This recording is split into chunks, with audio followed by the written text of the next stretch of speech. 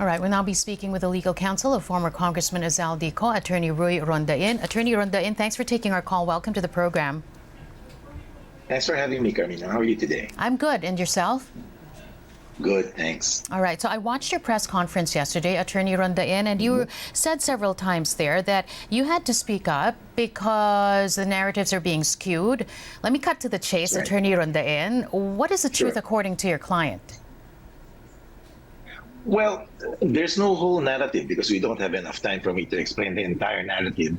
What I said was we had to recalibrate, we had to correct the narrative because it had gotten so skewed that the people were being misled. I will give you, or my client will give you his entire version of the truth in due time. We're not going to have enough time today, Carmina. Now, give us a glimpse, Attorney Rondain. I mean, it's the first time that we've heard something from your client through you, Well, the first time in months, and people are very curious as to what the truth is according to Zaldy Co. For example, people have been coloring the term insertions, and they're saying that there is now general belief that an insertion is illegal. And I explained yesterday that it is not illegal. In fact, it's a very colored term that everyone's been doing it since forever. And the fact that it's been done doesn't automatically imply corruption. Now, part of my client's narrative is that he didn't receive any kickbacks, as claimed by some alleged witnesses, and he did not commit any crime. And the fact that he's being persecuted now indicates to me, anyway, that a prejudgment on his case has been made. Everything else in between will take a lot of time because I don't want to mislead anyone. Again, I'm not inclined to do that. Since the press conference yesterday, Attorney Rondain, were you able to speak to your client? Yes, I spoke with him this morning. And what did he say?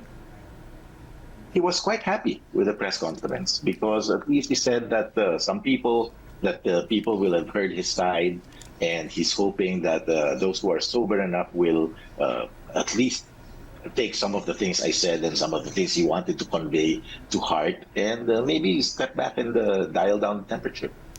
Here's the thing, though, when you listen to and watch the press conference yesterday, it was really more of explanations, right? And sort Yes. of like separating your client from the business, right? And therefore Yes. separating what could be his liability. But still there is that anger coming from the people. What does he say? What does he have to say about that anger from the people, Attorney Rondain? Okay, one thing at a time. Separating his personality as a person from his personality as a stockholder, that's not my invention. That's not my legal fiction. That's created by law. That an individual has a separate personality distinct from a corporation of which he's a member.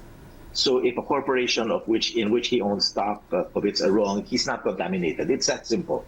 That's not a legal excuse. That's not acrobatics or anything. That's the law. Separate corporate personality. Okay, let me just cut Now you you're there. saying Let me just cut you Okay. there. The way you explain it, some would say, and I want you to answer this, that's a perfect cover-up. That's very convenient. It Cover is the for law, what? yes, but it can serve as a perfect cover-up and a very convenient one. And that your reaction to that and your defense. Go ahead.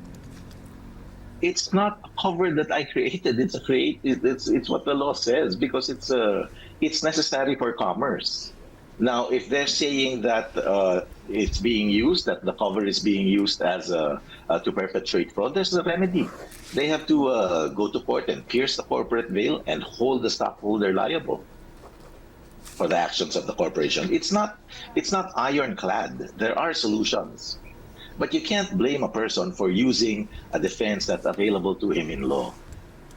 Now, they're angry about it because I didn't get the last part of your question. They're angry because No, I'm using that as a cover?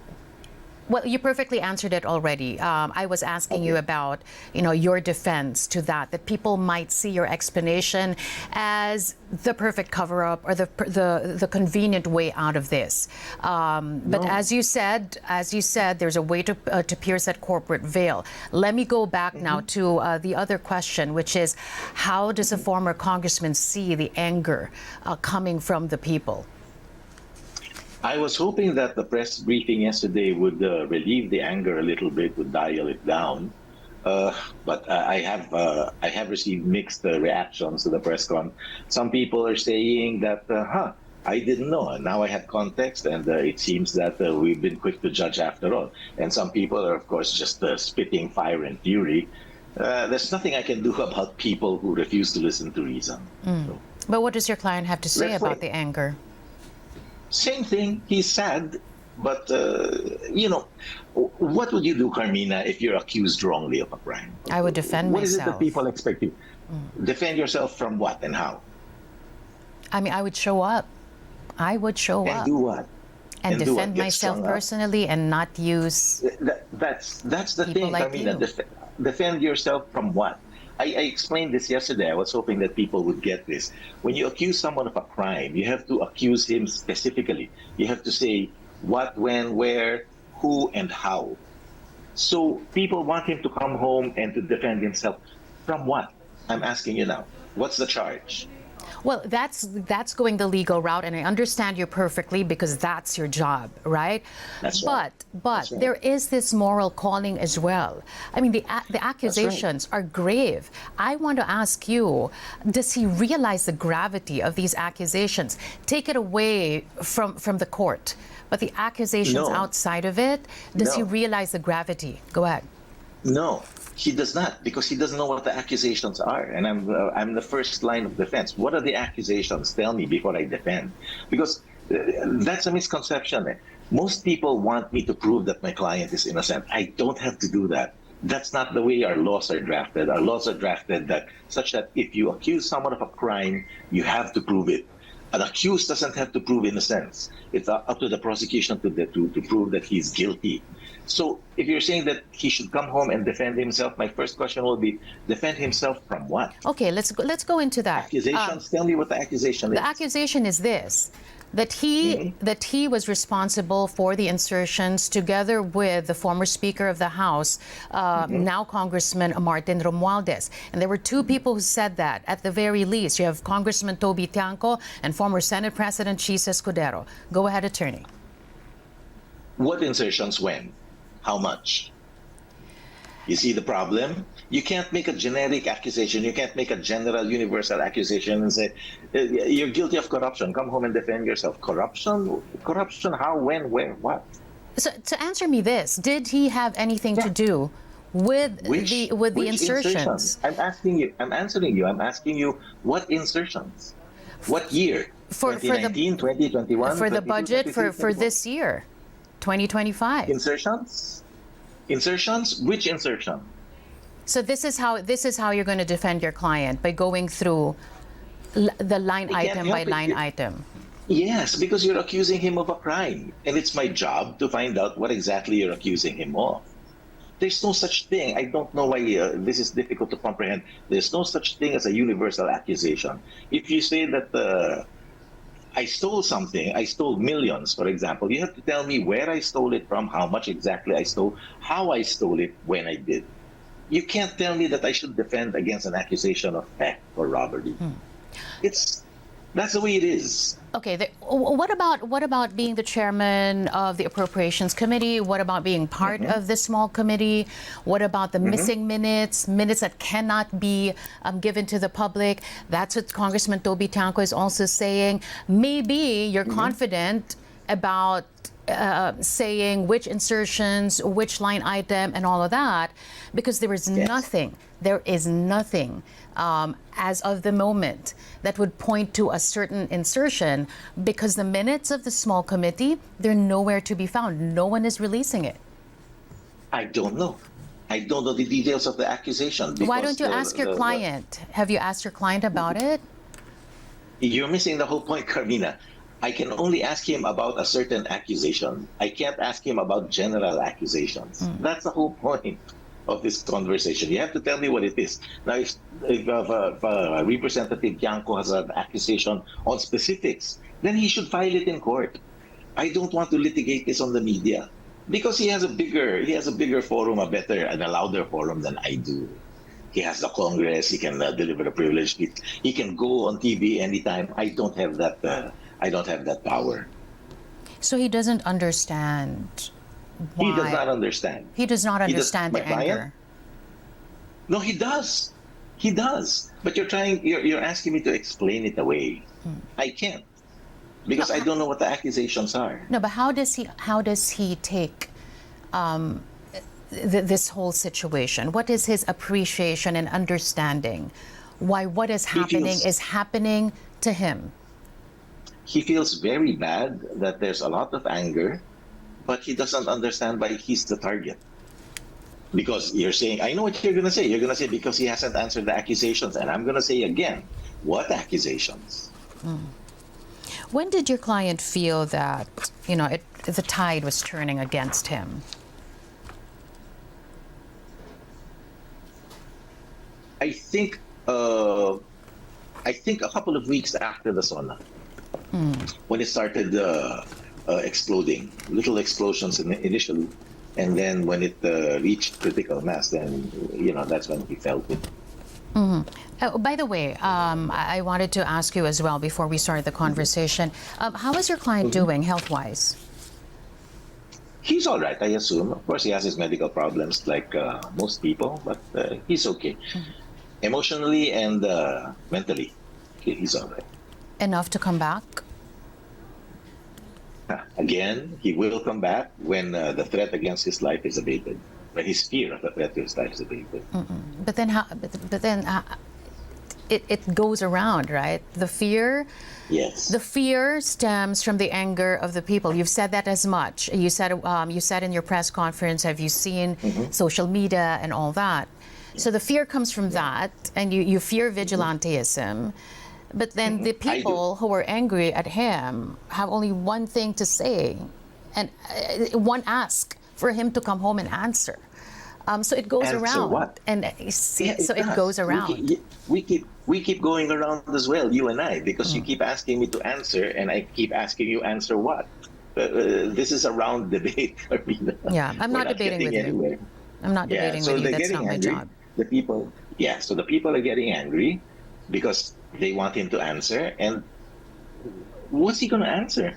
When were you engaged, Attorney Rondain, by Zaldy Co? A couple of months ago. When it started to happen? When what started? When this whole thing blew up? No. A couple of months ago, maybe about... No. It had already started to boil over. And what was the premise for him engaging you as his lawyer? Defend me. Defend him from?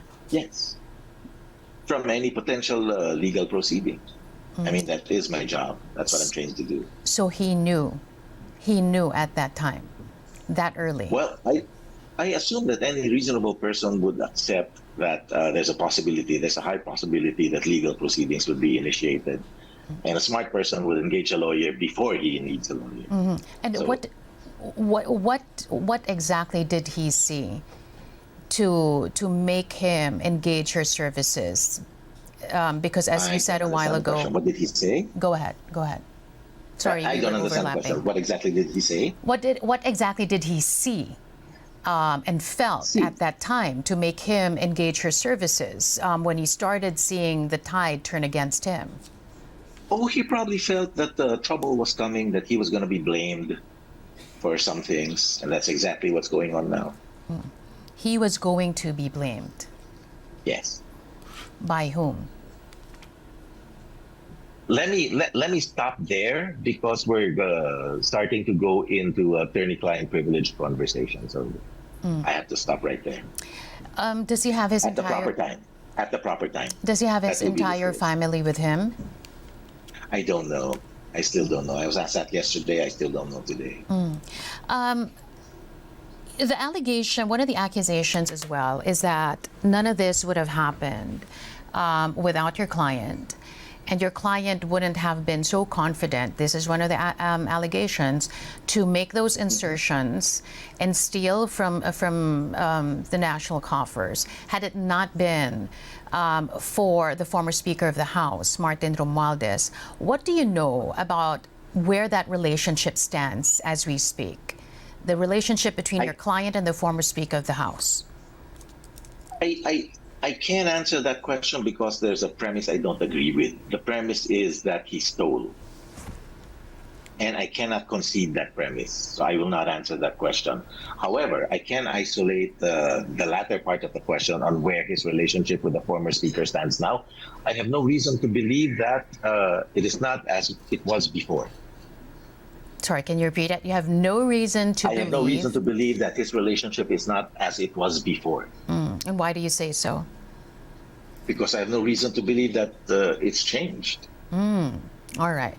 Can you categorically say, Attorney Rondain, that your client did not steal a single centavo from the national coffers? Yes. Yes, I can categorically declare that. And what's your reason for saying that? Because it's the truth, and there is no evidence to the contrary. When you talk to the people, though, and they say, this person said this, delivered money, there's a money trail and all that, and this is being laid out to the public for the public to digest. Is there anything that you see wrong with all these pieces of information being laid out into the public outside the court, outside legal proceedings? Yes, absolutely. Because it builds a, I can't say false because I don't know exactly what they said and they weren't under oath. So from an evidentiary point of view, I can't make any conclusions. But it builds a dangerous situation where people might believe otherwise inadmissible evidence, and it creates a false narrative. That's what I was trying to explain yesterday. For example, we're already assuming that money was delivered to my client because this guy said so, and that he stole billions from the government coffers. You see, that's the problem. We're building a narrative around evidence which has not been vetted and which might be inadmissible, which might be untrue to begin with. So yes, there is a problem with admitting statements like that outside of a court of law. Let me just go back to what you said a while ago. Your client felt that he was going to be blamed. Why did he feel that way? Without disclosing too much, he was chairman of the Committee on Appropriations, and he did his job. He did what was incumbent upon him as chairman. He didn't cut any corners. He didn't do anything else. He did what was incumbent on him. And if something about the budget blows up, who are they going to blame? The chairman of the Committee on Appropriations. It's that simple. Was he following orders from anyone, your client? I'm not there yet. I can't answer that question today. Did he say something of that sort? Lawyer-client privilege at this time. You said also in your press conference yesterday, you talked about the NEP, the National Expenditure Program. Yes. Would it be safe to assume that what you were saying yesterday was that the original sin is actually there at the NEP and not at the congressional level? I don't know. I'm not saying it was wrong. I'm not saying it was illegal. I'm saying that my client can't be blamed for those projects because, in the first place, they were not insertions, as we like to call them. They were part of the NEP. And the issue with ghost projects was an issue of implementation.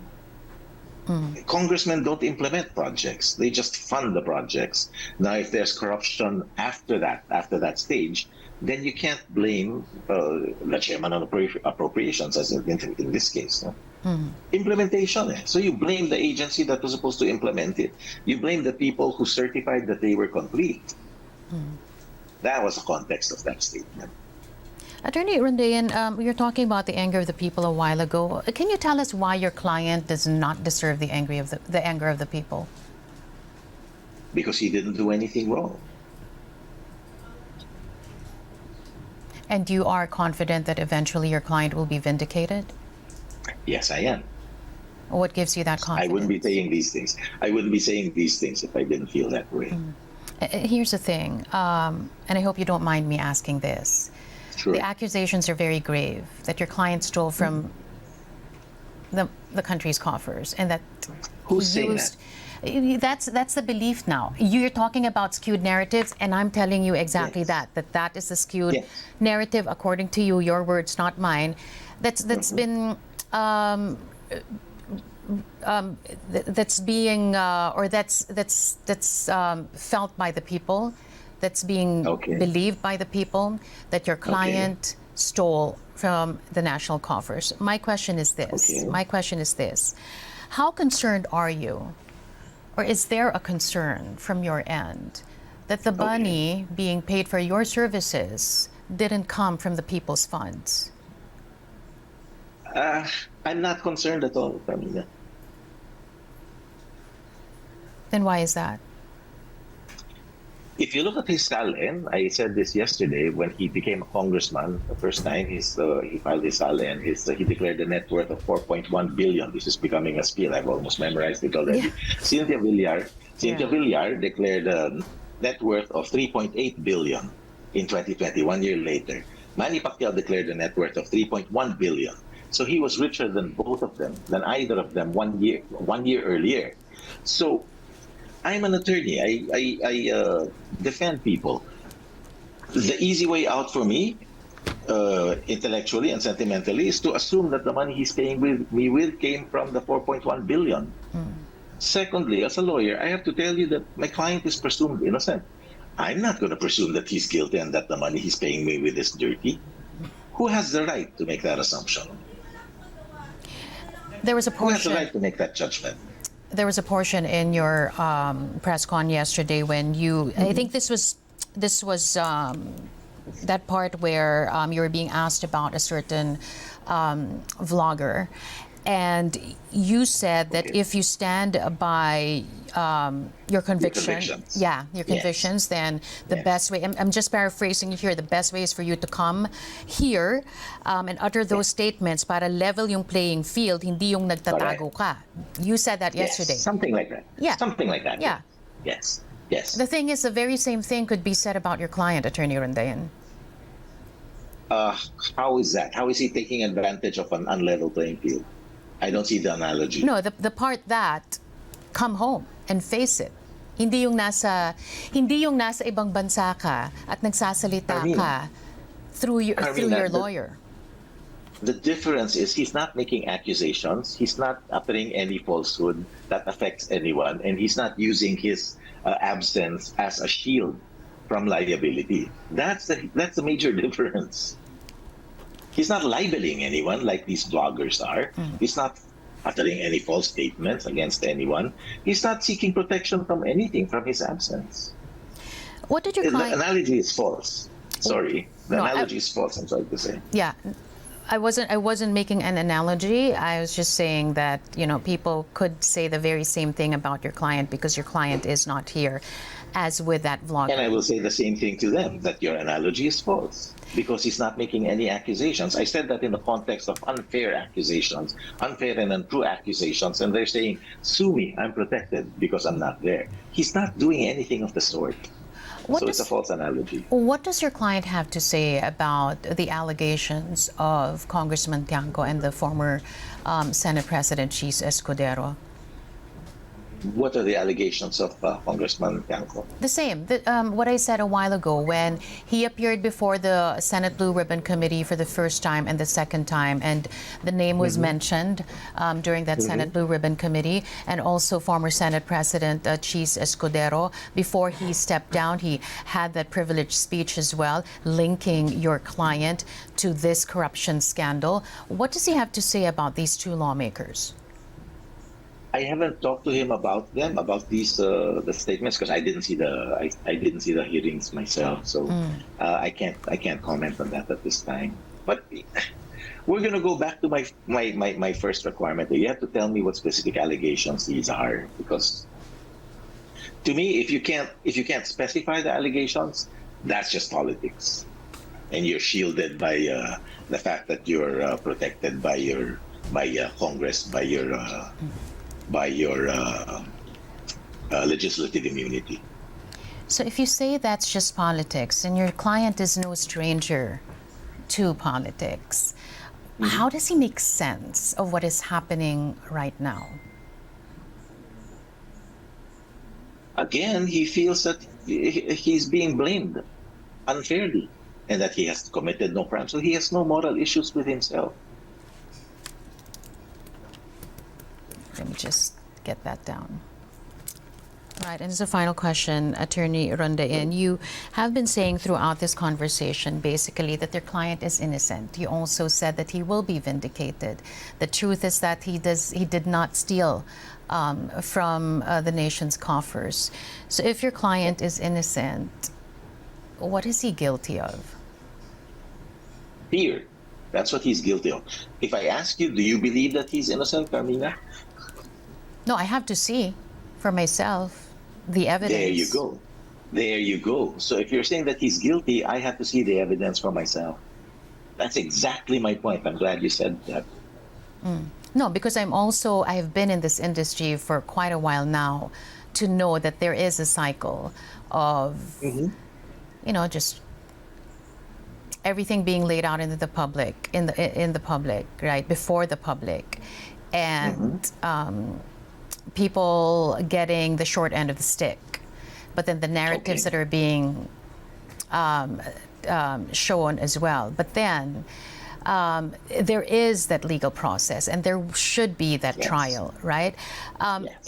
Is it safe to assume, Attorney Rondain, that your client and you yourself, you're actually eager to get this legal process going?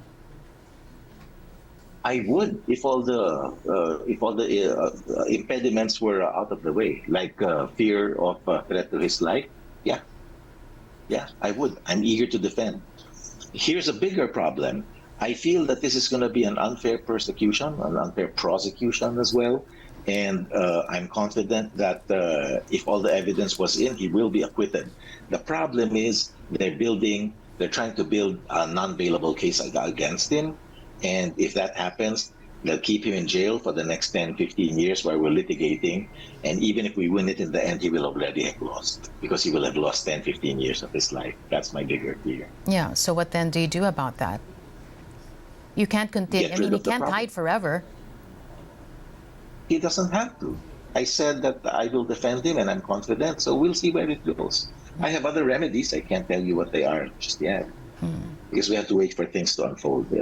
My remedies will depend on what they do.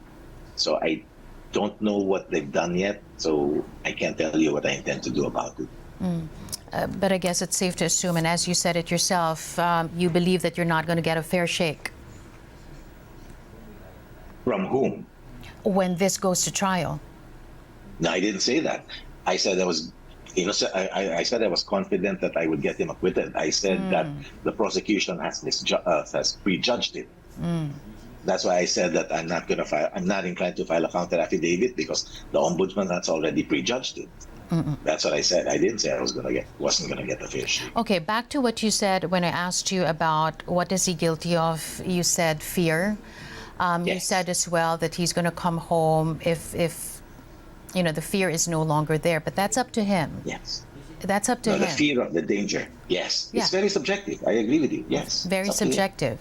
So what would you tell him? But would you want your client to face this? Would you want your client to come home? Because yesterday you said no. You wouldn't advise it. No, under these circumstances, my opinion has not changed since yesterday. But because it's subjective, this fear, he's got to... I can't tell someone, I can't tell my client not to be afraid, because that's how he feels. How do you tell a person not to be afraid? As a final question, who is your client most afraid of at this point? He's afraid of everyone who might hate him enough to take justice upon his on his own initiative without going through the legal process. Like I said, any crazy out there might just decide to shoot him. I hope not, but never know. And even with the amount of money that he has, he can't secure acquire security? Can you really be safe, Carmina, no matter how much money you have?